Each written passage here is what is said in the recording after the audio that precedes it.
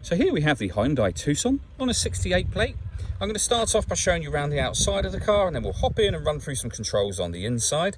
But from the outside, you can see it's a 5-door car with alloy wheels. Let's start off inside the boot and then work our way around the rest of the car from there. So as we approach the back of the car, you'll see we have the tow bar there, reversing sensors, and this car's got a reversing camera as well. Plenty of boot space, along with that 60/40 split folding rear seat, should you wish to increase that space even further. And then underneath this tray section, a space saver spare wheel. Okay, so we're just going to work our way back round to the front of the car, and then we'll hop in and run through some controls on the inside. But now that we've done a full circle of it, you can see it's in excellent condition the whole way round.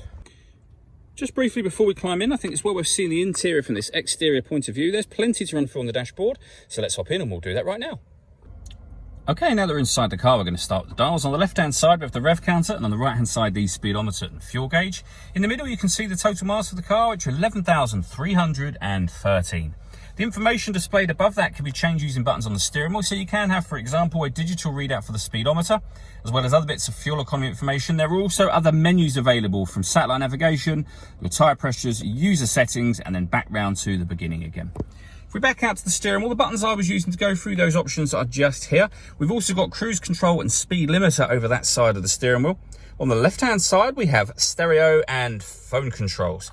The phone controls can only be used after such time as you paired the phone up, and that is done on the touchscreen over in the center just here. Hit the all menus option, and you'll see phone in the top left. Hit that icon and then just follow the instructions on screen from there.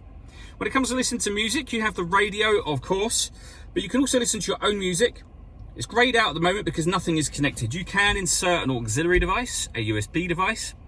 You can stream your music wirelessly via Bluetooth audio. And if the USB device that you insert happens to be your smartphone, be either Android or Apple, you've got Android Auto and Apple CarPlay available as well. This car also has satellite navigation. There's a full video that shows how that works on both our website and on our YouTube channel as well. If we go into the radio menu, you'll see we have DAB, FM and AM radio. And if we put the car into reverse, you'll see the full color reversing camera with guidelines showing you what direction the car is headed in relation to the image you see on the screen.